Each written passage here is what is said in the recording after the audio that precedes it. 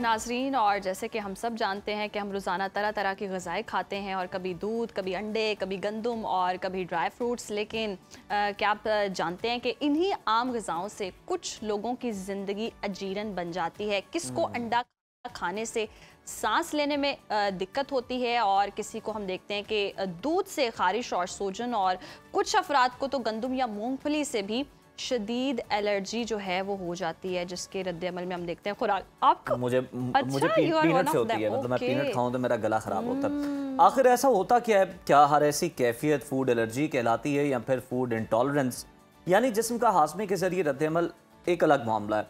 तो आज हम बात करेंगे फूड एलर्जी और फूड इंटॉलरेंस के फ़र्क के हवाले से, इसकी अलामात, वजूहात और किस तरह से इसको ठीक किया जा सकता है, बेहतर किया जा सकता है। साथ ही जानेंगे कि बच्चों में ये मसला बड़ों के मुकाबले में ज़्यादा क्यों देखा जाता है, और अगर किसी को फूड एलर्जी हो जाए तो वो अपनी ग़िज़ा को कैसे मुतवाज़न रख सकता है। हमारे साथ स्टूडियोज़ में मौजूद हैं माहिर ग़िज़ाइयत आमना। वेलकम टू सुनो पाकिस्तान। आमना, सबसे पहले तो मेरे मसले का हल बता दें, फिर हम आपसे पूछते हैं कि फूड एलर्जी क्या है, इंटॉलरेंस क्या है। मतलब मूंगफली खाने में क्या मसला है, मेरा गला क्यों ख़राब होता है उससे? देखिए, जिस तरह आपने कहा कि फूड एलर्जी एक डिफरेंट चीज़ है, फूड इंटॉलरेंस एक डिफरेंट चीज़ है। तो स्पेसिफिक फूड आइटम्स जो हैं वो हर बंदे को डिफरेंट तरह से उनकी बॉडी रिएक्ट करती है। जिस तरह पीनट का आपने जिक्र किया, तो ये बहुत कॉमन एक एलर्जी है। अच्छा, और मैं अकेला नहीं हूँ यानी? हाँ बिल्कुल, आप परेशान ना हो। और इसका आगाज़ जो है ना वो बहुत अर्ली एज में होता है। जैसे जब बच्चा कोई भी 6 महीने का होता है, तो वहाँ हम जो चीज़ इंट्रोड्यूस करा रहे हैं और कितनी क्वांटिटी में इंट्रोड्यूस करा रहे हैं, ये बहुत ज़रूरी है। पीनट के हवाले से ख़ास तौर पे मैं बात करूँगी कि कुछ माएँ जो हैं वो कहती हैं कि नट्स हेल्दी हैं, सुनती हैं कि वो बच्चों को देने चाहिए, ओमेगा 3 है, तो वो 6 मंथ्स में ही वो किसी ना किसी खाने में डाल के नट्स क्रश करके दे रही होंगी। लेकिन आप दें, लेकिन उसकी क्वांटिटी आप देख लें, क्योंकि पीनट एलर्जी कॉज करते हैं। तो वो आप थोड़ा थोड़ा करके इंट्रोड्यूस कराएं, बॉडी का रिएक्शन देखें किस तरह से बॉडी रिएक्ट करी, और फिर उसकी आप डोज बढ़ा सकते हैं। अच्छा आमना, ये तो होगी ना बच्चों की बात, लेकिन बड़ों में अगर हम देखें तो इब्तदाई तौर पर क्या अलामात ज़ाहिर हो रही होती हैं कि पता चल सके कि ये फूड एलर्जी है इससे? फूड एलर्जी और फूड इंटॉलरेंस में मेन जो डिफरेंस है ना वो है इम्यून सिस्टम का, कि आपकी जो फूड एलर्जीज होती हैं उसमें इम्यून सिस्टम इन्वॉल्व होता है। जैसे आपने कोई चीज़ खाई जो कि एलर्जिक रिएक्शन कॉज करती है, तो वो आपका इम्यून सिस्टम उसको जाके डिस्टर्ब करेगी और वो केमिकल्स रिलीज करेगा, और फिर वो साइंस और सिम्टम्स शो करेगा। लेकिन जो फूड इंटॉलरेंस है उसमें ऐसा नहीं है। उसमें आपके जो प्रोसेसेस हैं बॉडी के, जैसे डाइजेशन है, एब्जॉर्प्शन है, मेटाबॉलिज्म का हमारा प्रोसेस है, वो डिस्टर्ब होता है। तो फूड इंटॉलरेंस में इम्यून सिस्टम इन्वॉल्व नहीं है, प्रोसेसेस इन्वॉल्व है कि डाइजेस्ट सही तरह से नहीं हुआ, खाना अब्जॉर्ब सही तरह से नहीं हुआ, मेटाबॉलाइज सही तरह से नहीं हुआ। तो ये दोनों में बेसिक फर्क है। अच्छा आमना, ये तो आपने डिफरेंस बड़े अच्छे तरीके से बता दिया। मुझे ये भी बताएं कि अगर किसी को किसी चीज़ से एलर्जी है, जिस तरह मैंने अगर अपनी एग्जांपल दी है, हमको भी हो सकता है किसी चीज़ से हो या ना भी हो। मुझे इंसानों से थोड़ी बात है, खाने से कोई एलर्जी ये सबसे खतरनाक एलर्जी है। अमेज़न के जंगलात की ऑप्शन अच्छी है, वो उस बारे में सोच सकती हैं ये वहाँ।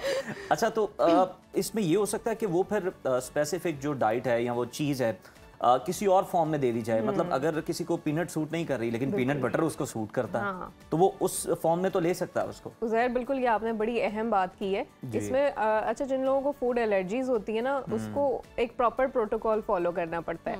उसमें सबसे पहला जो स्टेप होता है वो होता है फूड एंड सिम्टम रिकॉर्ड, यानी कि उनको 2 हफ्ते का पूरा अपना एक रिकॉर्ड बनाना पड़ता है, एक लिस्ट बनानी पड़ती है। उसमें आपने लिस्ट डाउन करना है कि 2 हफ्ते में जो जो चीज़ें आपने खाई हैं, और साथ साथ उसके सिम्टम्स के वो खाने के बाद आपको क्या प्रॉब्लम कॉज हुई है। तो ये आप 2 हफ्ते का, जैसे आपने अक्सर सुना होगा डॉक्टर भी कहते हैं ना, ब्लड प्रेशर जिनको है तो वो अपना पूरा चार्ट बना के लाएं। तो इसी तरह आप किसी कंसल्टेंट जो रजिस्टर्ड डाइटिशियन है, न्यूट्रिशनिस्ट है, उनके पास आप जाएं, क्योंकि ये फूड एलर्जीज जो है ये काफ़ी ख़तरनाक साबित हो सकती है। आपके रेस्पिरेटरी प्रॉब्लम्स हो सकते हैं, जैसे आपने कहा गला ख़राब हो जाता है, इस तरह बहुत सारे लोगों को एस्थमा जो है वो ट्रिगर हो जाता है, खांसी हो जाती है, माइग्रेन हो जाता है। तो आपने पूरा ये चार्ट बनाना है और फिर किसी आमना जरा ये बता भी दें, कुछ का तो हमने बताया, जैसे अंडे हो गए, दूध हो गया, पीनट हो गई, और कौन कौन सी चीजें हैं जो एलर्जिक कॉज कर रही होती हैं? गंदम, अंडा और दूध, ये 3 हमारे हालांकि बेसिक फूड आइटम्स हैं, लेकिन सबसे कॉमनली जो एलर्जीज हैं वो इन्हीं की हैं। फिर नट्स हमारे, इस तरह से आपने जिक्र किया। तो ट्रीटमेंट की बात जहाँ तक है उसमें ये है कि आप हेल्दी ऑप्शंस आपके पास हैं। जैसे अगर आपने कहा पीनट है तो आप पीनट बटर ले लें। इसी तरह गंदम है तो गंदम के अलावा हमारे पास कीनोआ है, बाजरा है, ये सारी चीज़ें जो है तो वो आप ले सकते हैं। इसी तरह ये बड़ा ज़रूरी है क्योंकि देखिए ये मेन चीज़ें जहाँ से आपको अच्छे खासे न्यूट्रिएंट्स मिलने हैं, अगर आप इनको टोटली अवॉइड करेंगे तो डेफिशिएंसी। ये दूध के हवाले से जो बात, कल भी हम दूध के हवाले से बात कर रहे थे कि बहुत ज़्यादा मिलावट भी हो रही है। जो लोग कहते हैं कि हम सोशल मीडिया पर सुनते हैं कि 70% से ज़्यादा जो हमारी पॉपुलेशन है लैक्टोज इंटॉलरेंट है, ये बात कितनी दुरुस्त है? देखिए लैक्टोज इंटॉलरेंस ये बड़ा अहम आपने सवाल किया है क्योंकि इसका एक यहाँ पे एक बहुत बड़ी मिथ है जो मैं क्लियर आज इस प्लेटफॉर्म के थ्रू करना चाहूँगी। लैक्टोज इंटॉलरेंस की जहाँ तक बात है तो आपके बॉडी में एक एंजाइम होता है लैक्टेज, जो लैक्टोज को मेटाबोलाइज करता है। आपके दूध में लैक्टोज होती है, उसको मेटाबोलाइज करता है। तो अगर वो एंजाइम की कमी है, लैक्टेज एंजाइम की, तो ये इंटॉलरेंस होगी। तो इसका ताल्लुक ज्यादा एंजाइम से है ना कि दूध से। तो वो आपको प्रॉपर टेस्ट करवाना पड़ेगा, उस एंजाइम का ट्रीटमेंट या मेडिकेशन लेनी पड़ेगी। ये नहीं कि आप उसमें दूध छोड़ के बैठ जाए। अच्छा आमना, ऐसे भी केसेस मैंने देखे हैं कि कुछ लोगों को एलर्जी नहीं होती है, बस एक फोबिया होता है कि ये चीज खानी नहीं, साइकोलॉजिकली। क्योंकि मैंने बहुत सारे ऐसे लोग जो दही खाते ही नहीं है, उनको दही से प्रॉब्लम है और वो दही को देख भी नहीं सकते कि पास भी नहीं होना चाहिए। ये क्या प्रॉब्लम? कुछ लोगों को केले से हो जाता है, वो कहते हैं हम खाते तो हमारा गला तो नो डाउट के साइकोलॉजिकल है, लेकिन सिम्टम्स तो आपको शो हो जाते हैं ना, फील हो जाता है। जैसे उज़ैर ने कहा कि इनका गला खराब हो जाता है, या कुछ लोगों को सर में दर्द शुरू हो जाता है, कुछ लोगों को स्टमक के इश्यूज हो जाते हैं, कॉन्स्टिपेशन, डायरिया, नोजिया, वॉमिटिंग या स्टमक पेन। तो ये सिवियर सिम्टम्स हैं जिनको आप इग्नोर नहीं कर सकते। तो अगर ये हो रहा है then definitely there is something wrong, कोई ना कोई चीज़ है जो आपको ये रिएक्शन कॉज कर रही है। क्योंकि पेन होना या सर में दर्द होना कुछ खाने के बाद, दिस इज नॉट नॉर्मल। और ऐसी भी सिचुएशन हो सकती है कि कोई खा रहा और उसे पता ही ना हो कि मुझे तो इस चीज़ से एलर्जी है। हाँ एग्जैक्टली, इसीलिए मैंने वो जिक्र किया कि आपको चार्ट बनाना पड़ता है 2 हफ्ते का। अगर बहुत फ्रीक्वेंटली ऐसे हो रहा है और आप शक में मुब्तला हैं कि पता नहीं मुझे एलर्जी है या नहीं, तो पूरा एक प्रॉपर चार्ट बनाएं और उसके बाद किसी एक्सपर्ट से कंसल्ट करें। इस तरह से हो जाए और एक्सपर्ट आप हमारे सामने बैठी हुई हैं, तो हमें ये बताएं कि फिर क्या आप सजेस्ट करती हैं, उसके साथ कोई और कॉम्बिनेशन बनाती हैं या फिर किस तरह से उस चीज़ों को इस्तेमाल करने की इजाज़त देती हैं? डेफिनेटली उसमें हमें फिर दूसरी ऑप्शंस की तरफ स्विच करना पड़ता है। जैसे अगर किसी को दूध और दही से एलर्जी है तो अब उसमें सबसे बड़ा जो खतरा है वो कैल्शियम और विटामिन डी की डेफिशिएंसी, क्योंकि अगर आप दूध दही लेना छोड़ देंगे तो आपको फिर डेफिशिएंसीज होंगी। तो उसमें एक तो ये कि फिर हमें विटामिन डी के सप्लीमेंट्स रिकमेंड करने पड़ते हैं। इस तरह फिर हमें दूसरी जो ऑप्शंस है विटामिन डी या कैल्शियम की वो बतानी पड़ती है कि आप अपनी डाइट में चिया सीड्स ऐड कर लें, फ्लेक्स सीड्स ऐड कर लें, आपको वो अच्छी सोर्स है कैल्शियम की। इसी तरह मार्केट में कैल्शियम फोर्टिफाइड फूड्स हैं तो आप वो ले लें ताकि वो आपकी डेफिशिएंसीज ना हो। इसी तरह अगर किसी को, मैंने इस तरह वीट के हवाले से बताया कि गंदम से है तो फिर वो दूसरी हेल्दी ऑप्शंस हम रिकमेंड करेंगे। सो इस तरह से हम ये कि आपकी न्यूट्रिएंट डेफिशिएंसीज ना हो, आपकी हेल्थ कॉम्प्रोमाइज ना हो।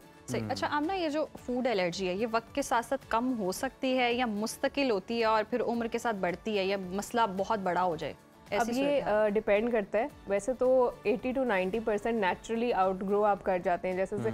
और बच्चों में आपने देखा होगा कि एलर्जी ज़्यादा होती है एज़ कम्पेयर टू जो एडल्ट्स हैं। उसका रीज़न यही है कि बच्चों का इम्यून सिस्टम अभी इमेच्योर होता है, डेवलप हो रहा होता है। तो वो जो एलर्जीज़ हैं वो इम्यून सिस्टम को उनके ज़्यादा अफेक्ट करती है। इसी तरह बच्चों की जो स्टमक की लाइनिंग है वो भी डेवलप हो रही होती है, वो इतनी थिक नहीं होती, न्यूट्रिएंट्स उसमें से ईजिली पास आउट कर जाते हैं। तो इसीलिए बच्चों में ये कॉमनली होता है। जैसे जैसे आप एज के साथ साथ ग्रो करते जाते हैं तो फिर ये रिजॉल्व खुद ही हो जाती हैं, लेकिन कुछ केसेस में नहीं भी होती क्योंकि हर एक का इम्यून सिस्टम स्ट्रांग नहीं होता। तो फिर उसमें आपको किसी एक्सपर्ट से रब्ता करने की ज़रूरत है। तो कुछ केसेस में आप ना ये बता रहे हैं कि उम्र के साथ साथ ये ठीक भी हो जाती है और कुछ में मतलब आप समझ लेंगे टिल लास्ट ब्रेथ जो है ये चलती है आपके साथ। बिल्कुल।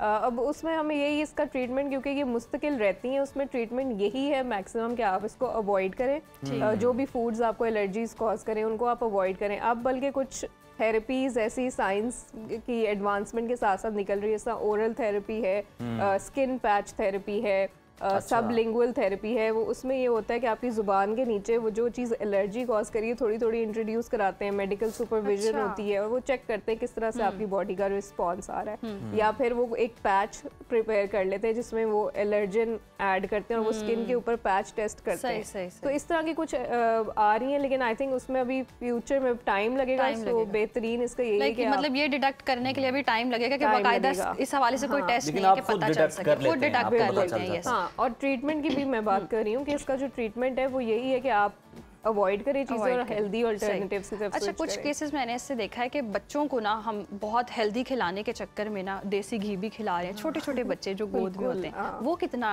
हार्मफुल है? मैंने जैसे अभी शुरू में भी ये बात की थी कि जो चीज़ आप शुरू में इंट्रोड्यूस करा रहे हैं, टाइमिंग और क्वांटिटी कि क्या चीज़ आप किस वक्त और कितनी इंट्रोड्यूस करा रहे हैं, ये बहुत ज़रूरी है।